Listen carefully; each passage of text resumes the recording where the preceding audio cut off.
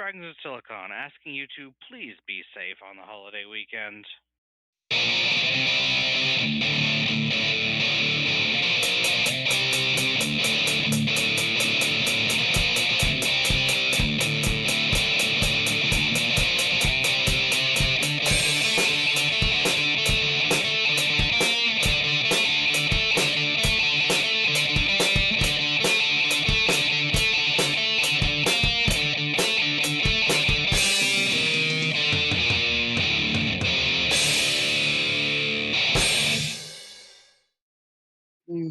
All right, welcome to another installment of Fragments of Silicon. Joining me as always is the regular crew. Well, let's get to the news. Let's see, Petty, we'll start with you because, I think, you had some problems over the weekend. Yeah, I believe it was Friday morning, Thursday night. We had a very, very large windstorm, like 70-mile-per-hour winds, large windstorm. And we lost cable for till Monday evening. So that was fun. So I didn't have internet, so that's why I wasn't able to do the reviews. More on that in my news segment. Yep. And yeah, that's just. I guess the only good thing that came of it is I had Ratchet and Clank 2006 downloaded to my PS4 and figured, what the hell, why not? And I beat that, and I'm debating if I want to go through on challenge mode. And also I got my stimulus check in, so I'm looking at computer parts. Oh, good. So yeah, this beast can sleep the sleep of kings. And our streaming capabilities can get better. Hopefully. Knowing my luck, the next computer doesn't support stereo mix, I'm just over here screaming violently internally. Right. Anyway, anything else? I went to see the optometrist yesterday, and my sister and I ordered our new glasses. Hopefully, we end up getting transitions because of my headache problems. That would help considerably. And yeah, just been kinda living. Yeah. All right, Twilight, you're up. Well then, there's really not much to report on my end. I've been enjoying what we did have some nice cool weather until the end of the weekend, and now it's been sweltering hot, which is just lovely. Let's see here. Work's been going well. Really not much else. And been continuing to play one of the games that we were supposed to do. We were supposed to have done last Sunday, and that's about it.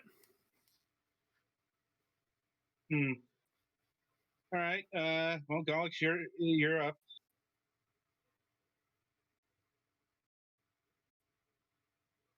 Alex? Pretty low key here too. The weather's been mostly rainy and a little bit hot, so I haven't been sleeping the best because of that.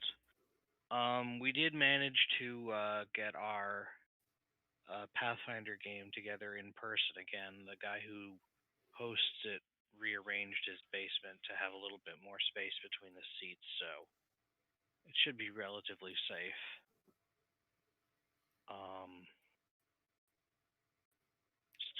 Still bringing masks for if we need to like lean over the map together or anything like that. And not really much interesting in video games either, aside from stuff for this week. So, not much going on with me. All right. Well, I guess it's my go. Let's see. Well, finally got a haircut, or at least the kind of haircut you're supposed to get in these COVID times. Like, I had my mother trim my hair. Maybe not the most dignified thing to do, but I don't want to fucking die. Okay, like And That's plus, what I've been doing too.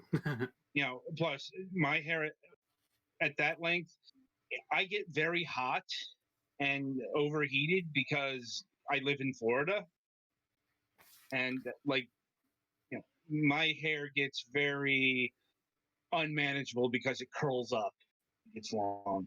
So, but believe me, I am glad to have short hair again.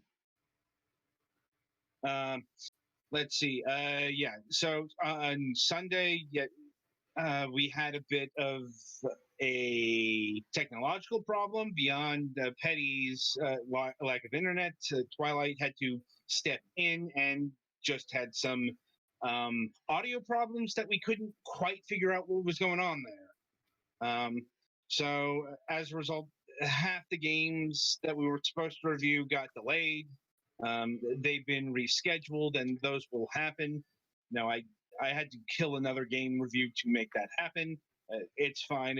It was like a very minor game, and, I don't think anyone's going to miss it. But yeah, I think that's about it for my news. It's like COVID means there's not a lot going on. Mm-hmm. Yeah. Anyway, so merrily we shall roll along to the interview portion of the broadcast. And joining us this week is Oleg Kazakov, or is it Kazakov? It's Kazakov. Oh, okay. I don't know why there's a Y there. Anyway, right. So how we like to get started is we like to interview the person behind the game, studio, whatnot, and we like to start by focusing in on what made you interested in video games, both on a personal and a professional level. Again, what? Didn't hurt. Sorry. What got you interested in video games? In video games. You mean in game development? Not just game development, but any sort of passion for games. Like, when were you introduced to gaming? Well, I've been gaming since I don't know. I think 8 or 7 years. I had Sega Genesis console when I was a kid, and then I've been gaming like whole life basically, and I've been making tabletop games when I was a kid with just drawing them on paper and stuff like that, and it kind of I don't know, it kind of logically concluded to the stuff I'm making today. Mm-hmm.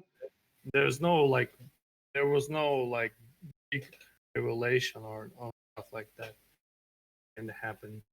I see. And yeah, so piggybacking onto that, what did get you into game development? Was that because you have a programming background or something of that nature? No, I always enjoyed making, as I said, Right. tabletop games, and I tried when I was a kid. There's kind of like a constructors, simple constructors for kids. You can kind of construct your own levels. And if I remember, I made levels for the Red Faction game. It was I don't even remember, 2002 maybe. And then I kind of there was a period where I was working at the office job and didn't really know what to do with myself because I didn't want to be at this job for the rest of my life, and I tried web design, writing, and then I tried game development, and started doing it, and it kind of went on. I mean, it wasn't successful in any way for a few years, and then it kind of picked up a little. That's And it. well, and what was your first project? It was called Tower of Zuma. It was like a weird Zuma clone, I guess, in 3D. I actually on my YouTube channel I've made a montage of all my projects in 10 years I've made. So they were pretty crappy little games. Like there's nothing really to talk about them. I think I've posted them on for free in on some sites, stuff like that, and you know, moved on. Right. And when did you start working on Gedonia here? It was, I guess, when I was finishing Galaxy Squad, I've got an idea, and I threw up a couple of prototypes together just to see how it looks. It was, I guess, at the beginning of 2019, somewhere around that.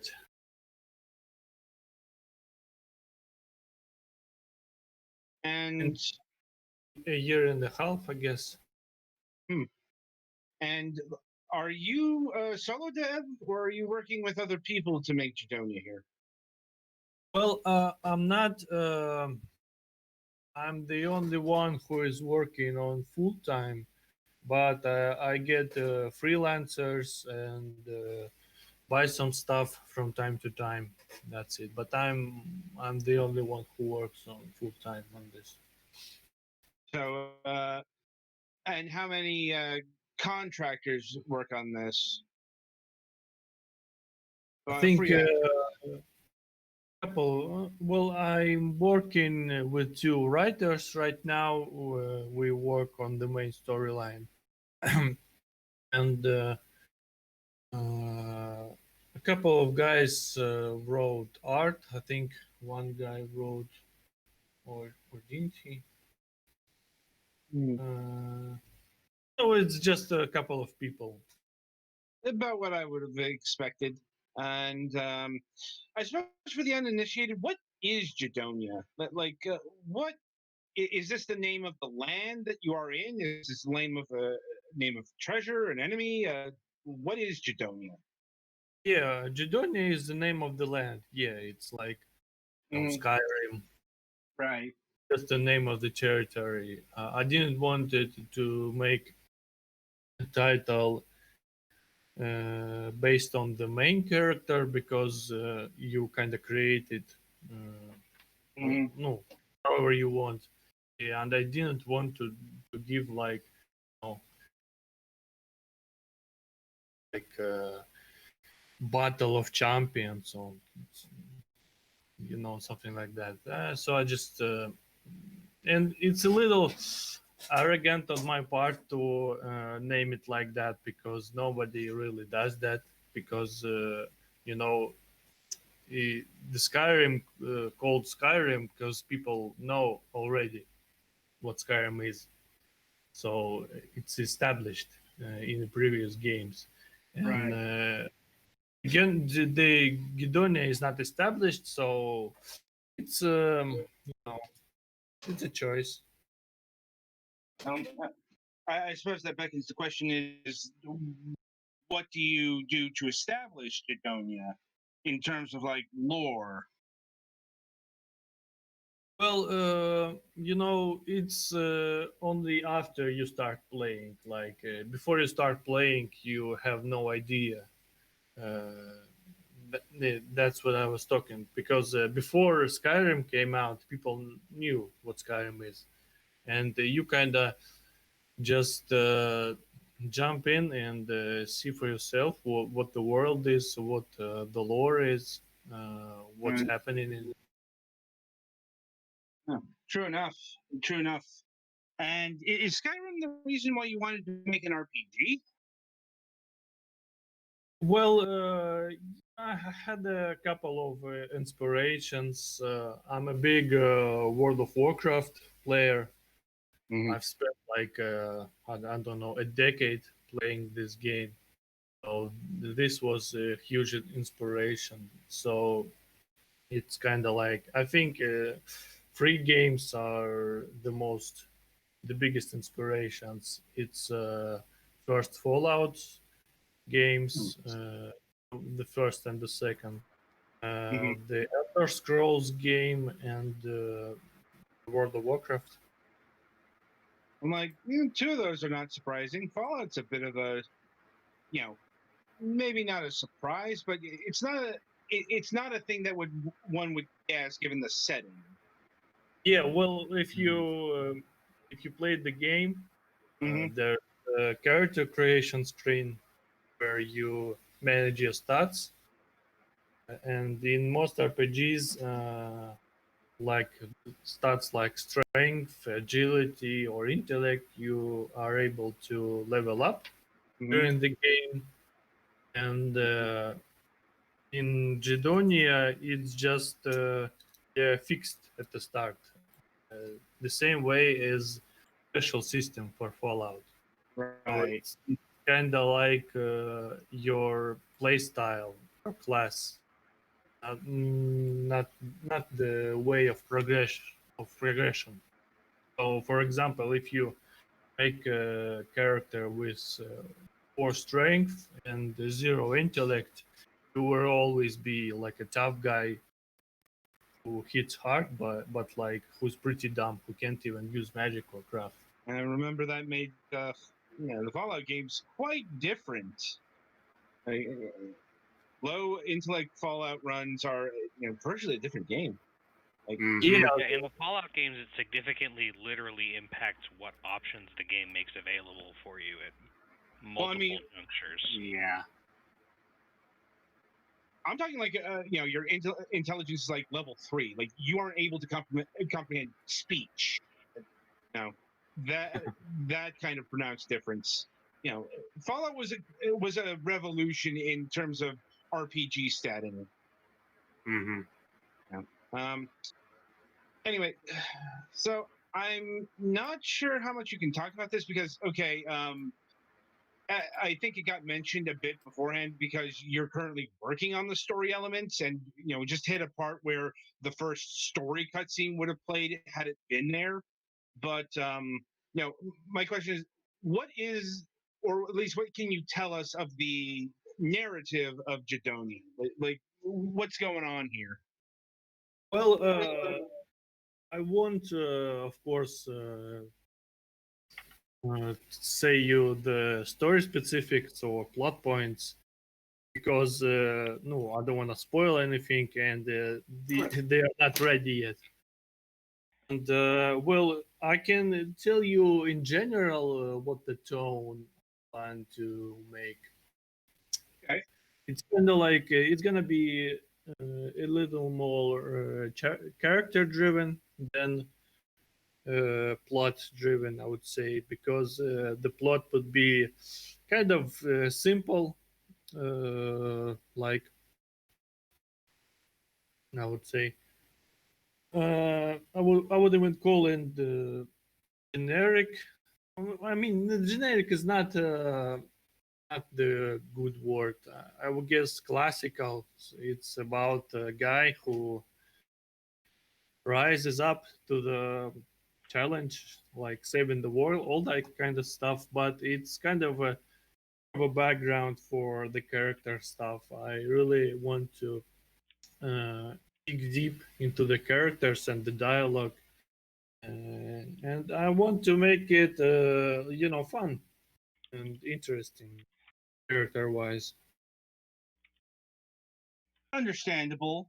I suppose a question I have off of that is: are other characters in the game presently, or have they yet been added? Like, can you recruit companions? Well, you will have characters for the main storyline, and they are not in the game right now. You can recruit companions right now, but they are not really deep characters. They're just kind of like an archetype. Like you can get a dog, a stray dog, as a companion, which will, I've added a lot of mechanical stuff like different abilities and stats for these companions, but they are not really companions that you can talk with or, get some story stuff out of it. Well, yet, I think. Um, and the characters for the main storyline, you won't be able to get them as a companions per se. They will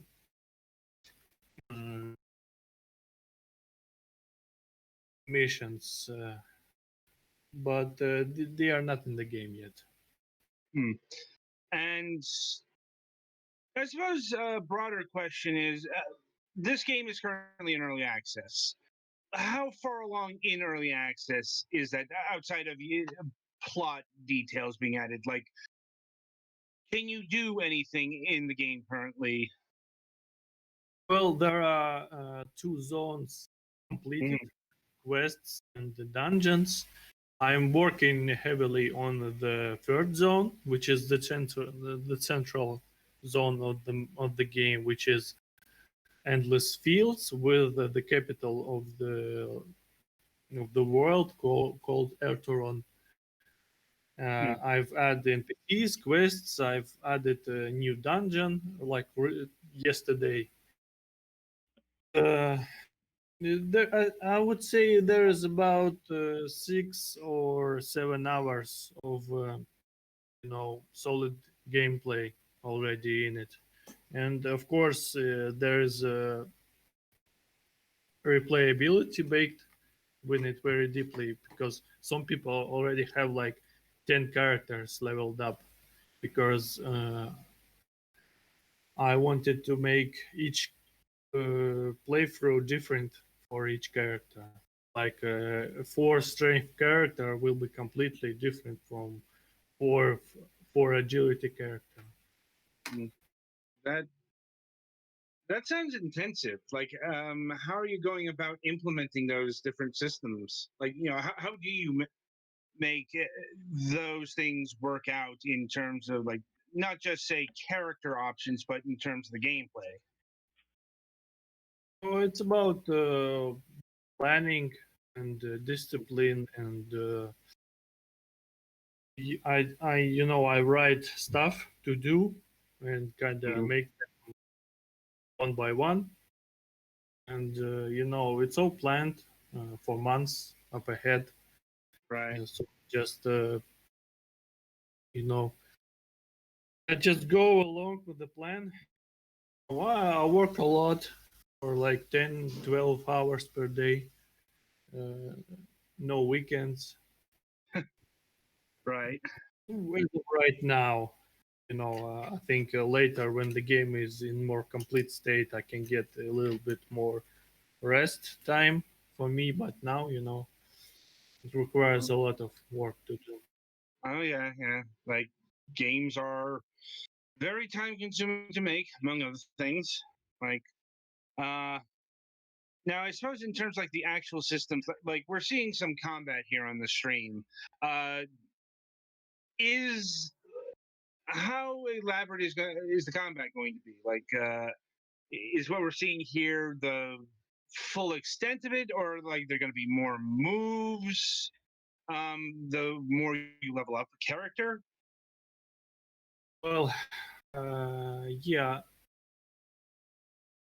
course, there is a whole bunch of moves. Like you can see, there is a little plus icon in the upper upper panel. You can hit B, and you can see a whole bunch of abilities you can use. Right. Like in ferocity, you leveled up like Right. ferocity. There is you learned passive ability. It just give you 3%, but you could have learned like that powerful strike ability and drag it on to panel and use it. So there's I don't know a couple of dozens of abilities you can use. Some of them A has bit in terms of. Seems like there's already quite a bit of content in terms of systems there, and I'm assuming that the magic is part of this as well. yeah, of course. So all the abilities are working properly right now. I just balanced. Okay. And let's see, is there a crafting system? Yes, yeah, of course. Mhm. And Your- how elaborate is it? well, it's not really complex. It's quite simple, but it's a way to progress your character, like alternatively, I would say, because you require the same skill points for crafting as the battle abilities. So you need to kind of decide if you want to invest in more crafting or if you want to invest in more battle abilities. And it's a way to progress your character to get gold experience and better equipment. Well, you know it's a simple stuff. You run around, you gather resources, learn recipes, and get items. There's also upgrading um, systems. Like you can get small upgrades to your items, like hardening them or giving them patches that give stat bonuses. Mhm.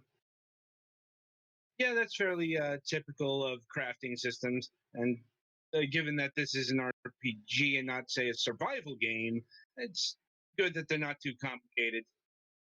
Yeah, well, in survival games, these are kind of like point. Right. But like, there's, I'm assuming that there's like no hunger system, no thirst system in this game. No, you can eat food to restore your health and get some stat bonuses, but no hunger. Yeah. So it's not on that level of involvement where you need like You crafting. don't need to regularly eat food to not die, unlike in real life. Yeah. Yeah, unlike real life or Or like most survival games, yeah. Mm-hmm. But anyway, now in terms of dungeons, how many of them are in the game at this current moment in time?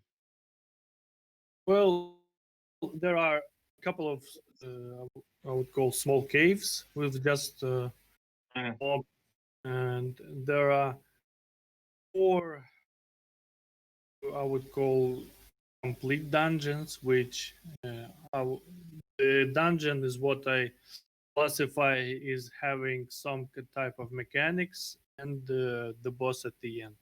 So there is a cave called Bandit's Lair, which doesn't have mechanics or the boss. It's just a cave with mobs. And there are four dungeons with bosses at the end. So I would call them like full dungeons. right. I mean, yeah. This is very much a work in progress from what we've been gathering here. And I suppose the question I have out of that is how complete is this game? How much more um, is there left?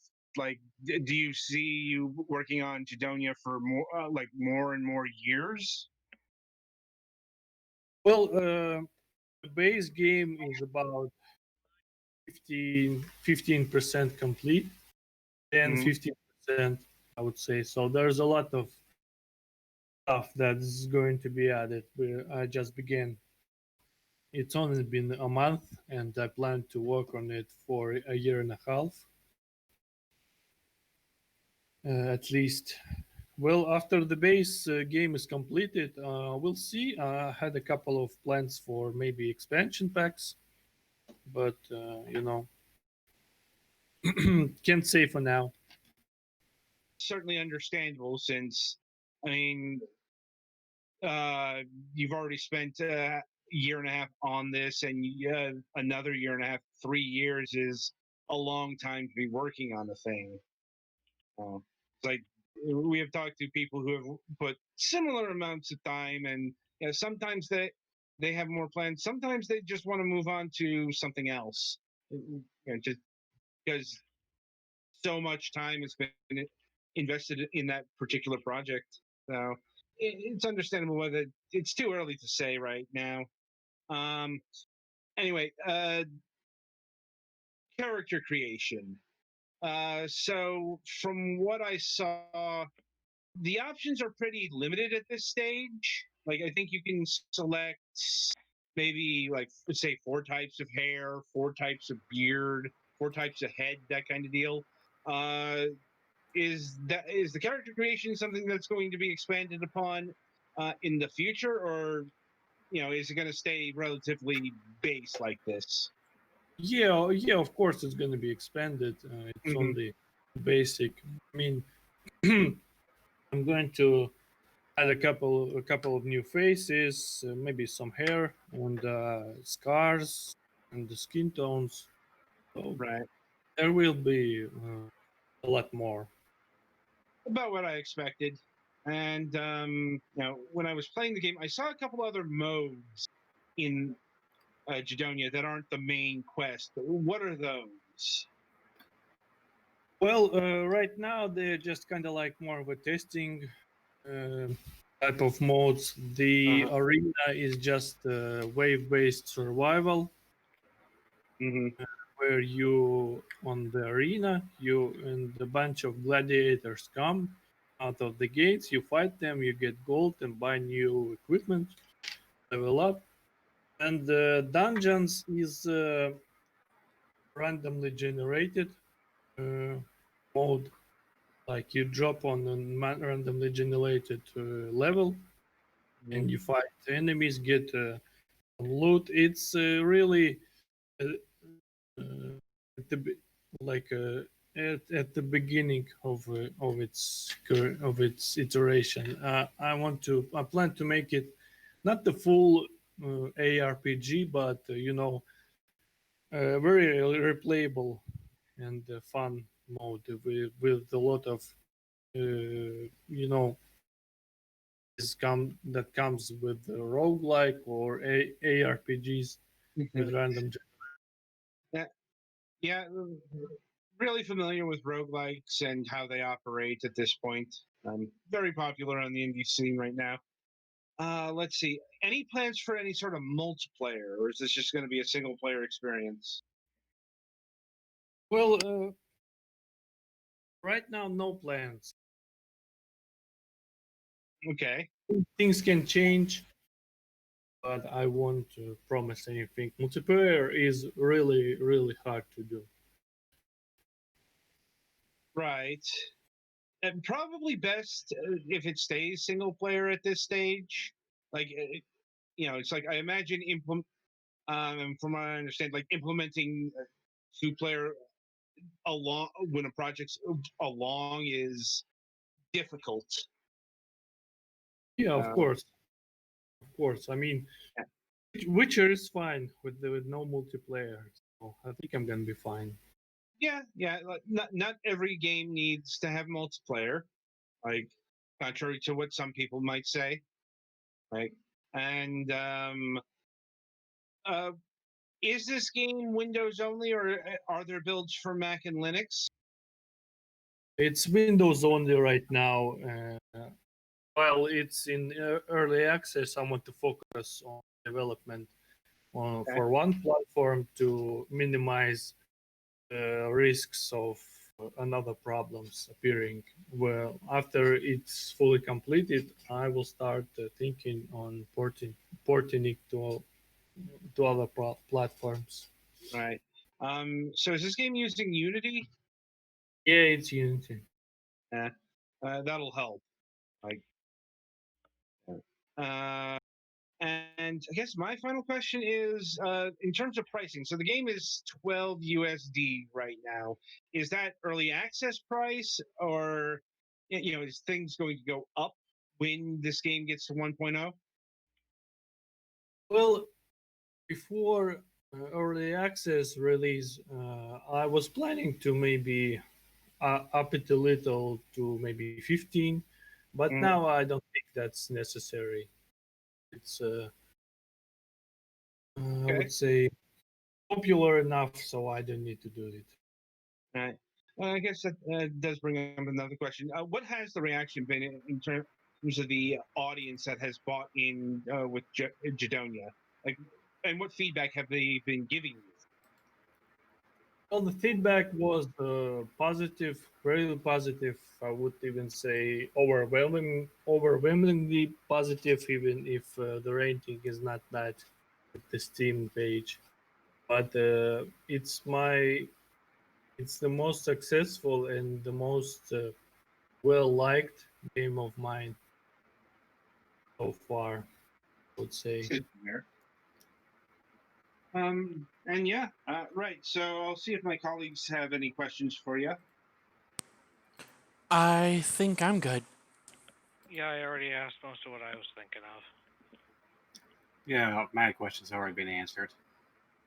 Right. So yeah, that'll about do it. So Oleg, I want to thank you very much for taking time out of your schedule and being with us here tonight. Um, from what I've played, granted it was only about an hour. It's got a solid core. It's just, yeah, it's a bit empty right now, given that none of the story elements are there. So I'm eager to see what develops in this world as it goes along. Um, Thank you. I appreciate it. It was interesting, always interesting to talk about the game with the people who are interested in it. no problem, no problem. Anyway, so the game is Gedonia. It's available on Steam in early access. It is available for $11.99 USD. Be sure to pick it up today. Betty Fan, play us to the next segment.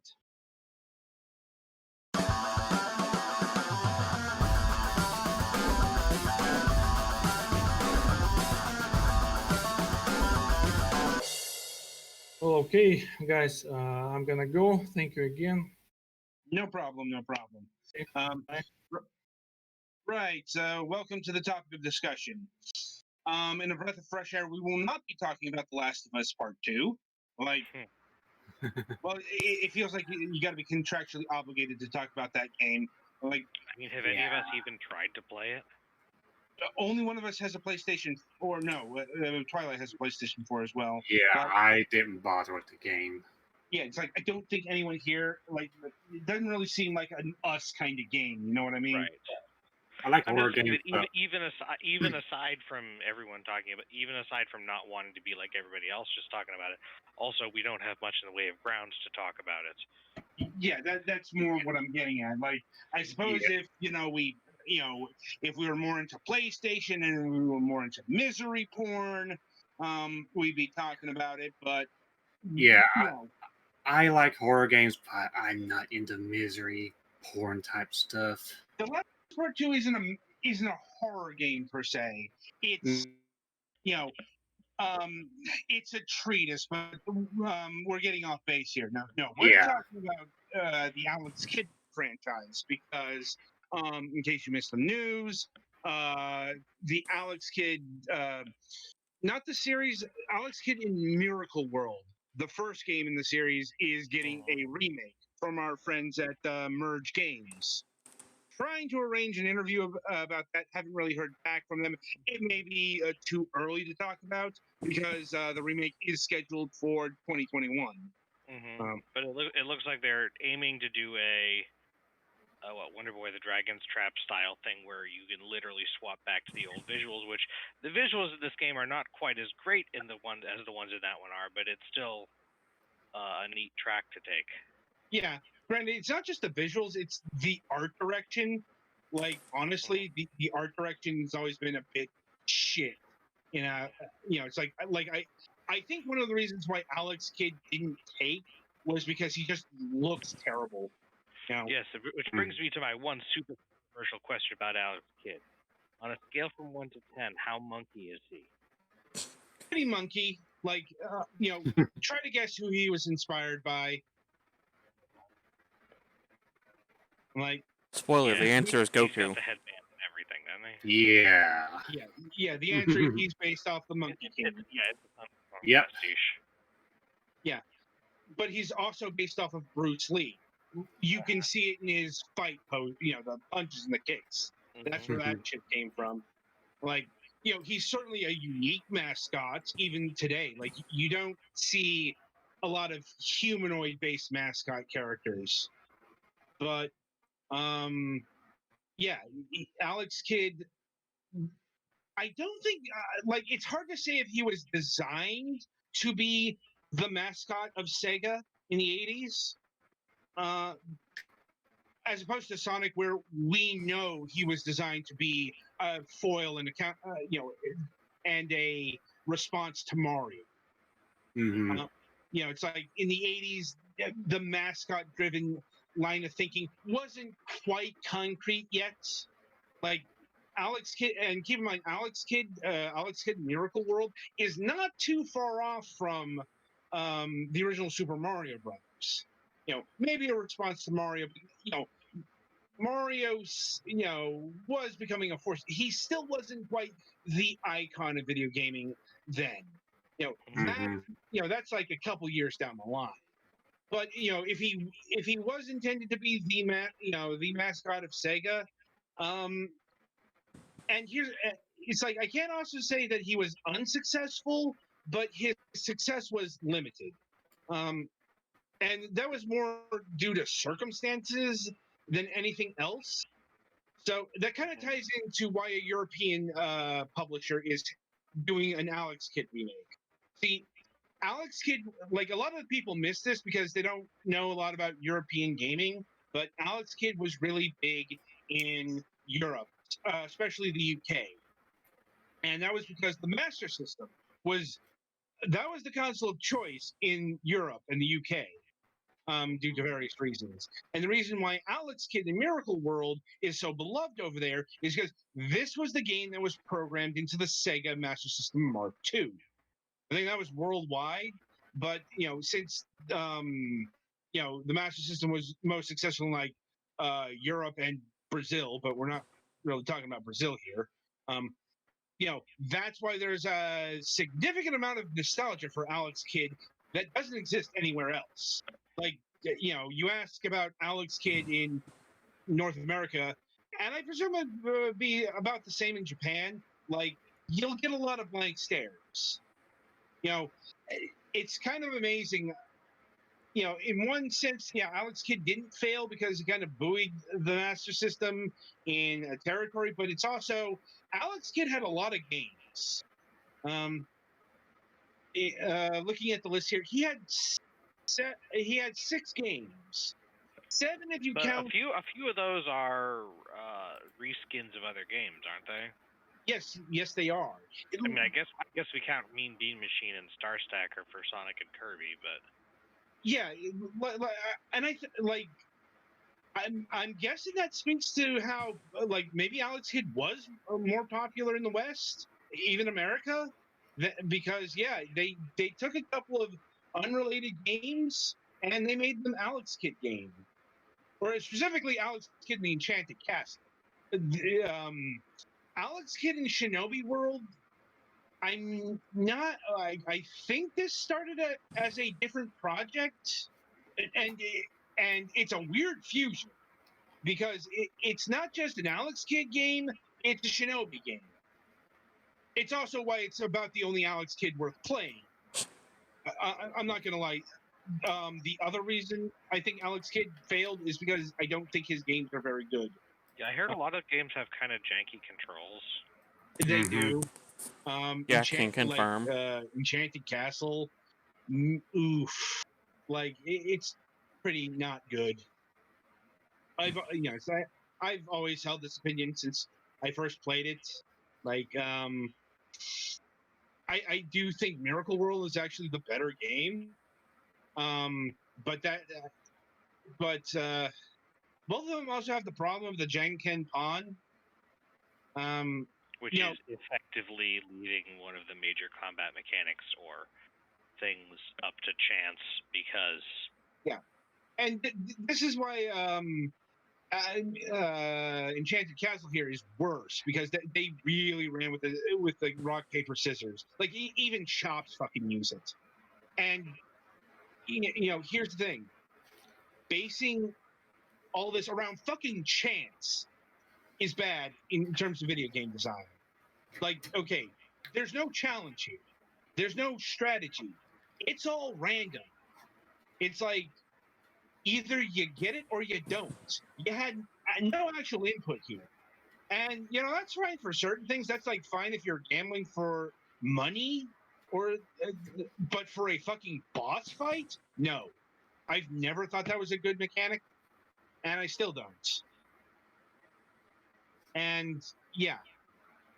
But that that kind of gameplay only describes 2 of the 6 Alex Kidd games: Miracle World and Enchanted Castle. And like Miracle World's really the game that when people think of Alex Kidd, this is the game they think about because it was first, it was the most popular. It's also going through the other games, Alex Kidd: The Lost Stars. This is another platformer, but this is a platformer made for the arcade, so it plays a lot differently than what we would consider a traditional Alex Kidd game to play as, even though this is like only the second in the series. I guess call it the Adventure Link of Alex Kidd. Also, like, it's a pretty dull platform game. Like, it's not, it's not terrible, but it's not too memorable either.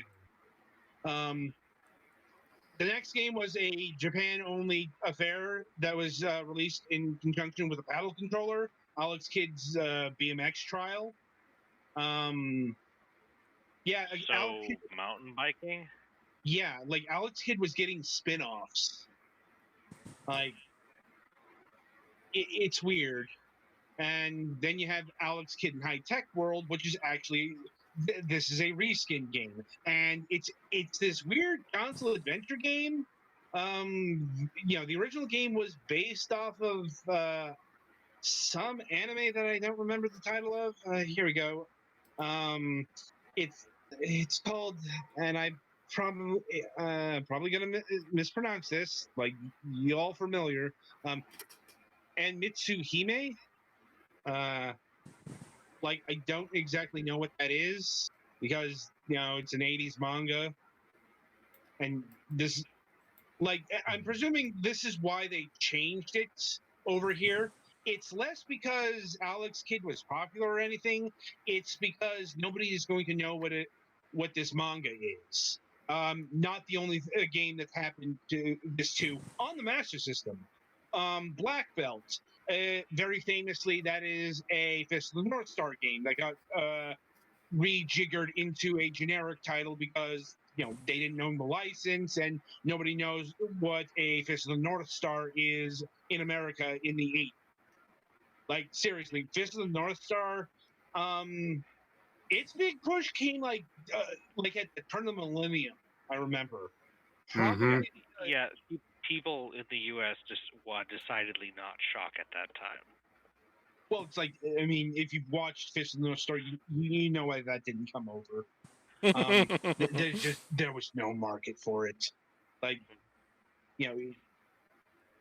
it's a cartoon about heads exploding and stuff. Like, show era anime and manga, no joke. So I think that's the reason why high-tech world exists. It's also not a very good game in its own right. Also, because apparently there are some contradictions in terms of the storyline that are in this game, but it's Alex Kidd. I guess there are people who care about this. I was about to say there was a Because there are storyline. usually people who care about this, but I can't imagine that they are manifold. And then we, Alex Kidd in the Enchanted Castle, which is on the stream. It's basically a Genesis version of Miracle World. And it's not very good. Yeah. Like, seriously, the slide here, Jesus Christ. Yeah, I was in that slide the entire time, and wow. Yeah, I'm like, Miracle World's like that as well. See, this is why Alex Kidd in Shinobi World is the only Alex Kidd game worth a damn. Because, it's like, it doesn't, it uses Shinobi physics. It plays like a Shinobi game. And if you've ever played a Shinobi game, those games control pretty well. Mhm. Like Alex Kidd in that game is actually responsive and is fun to play, and doesn't make you want to throw your controller against the wall Or against somebody's head. Right. I think the largest problem with Shinobi World was it was pretty short, even for the time. Like about 4 levels. And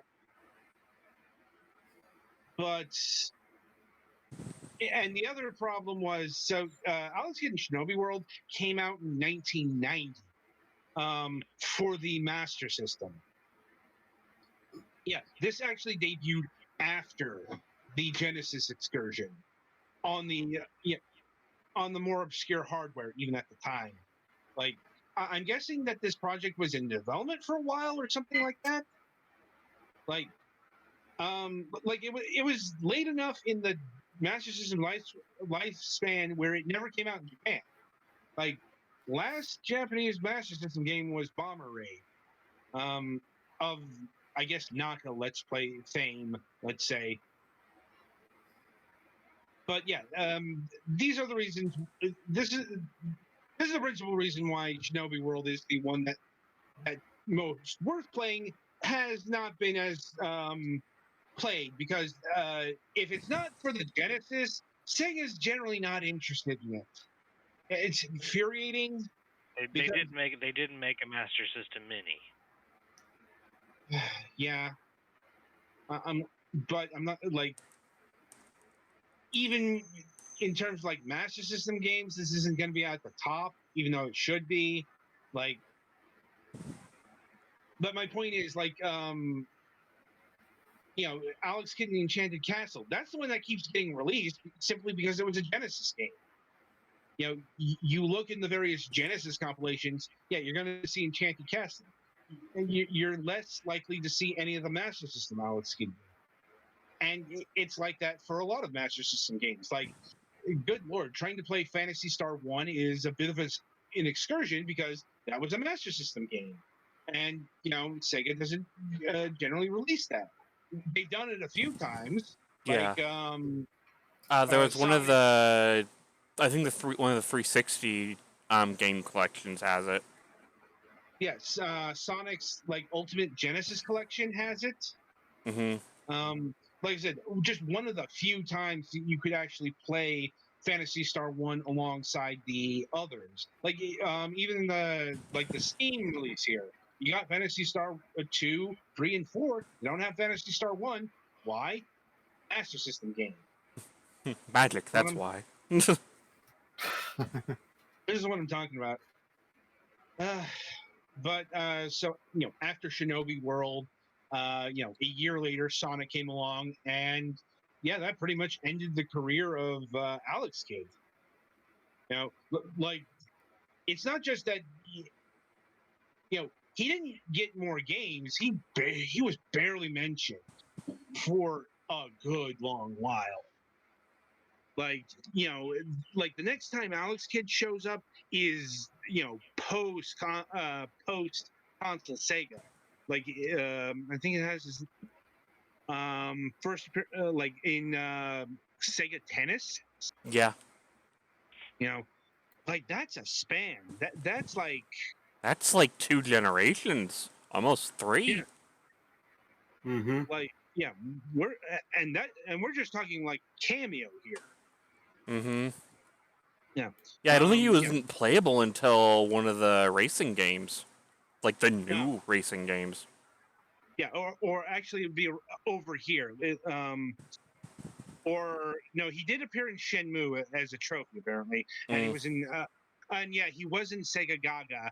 It's just how many people know about Sega Gaga, which is unfortunate because like it's the most insane thing ever. Put insane as an understatement there, my dude. Oh, I'm like, well, like just very briefly, like this was Sega's meta commentary on Sega at that moment in time. Like it's like you're put in charge of Sega because it is massively failing at the console business. At the same time, Sega was massively failing at the console business.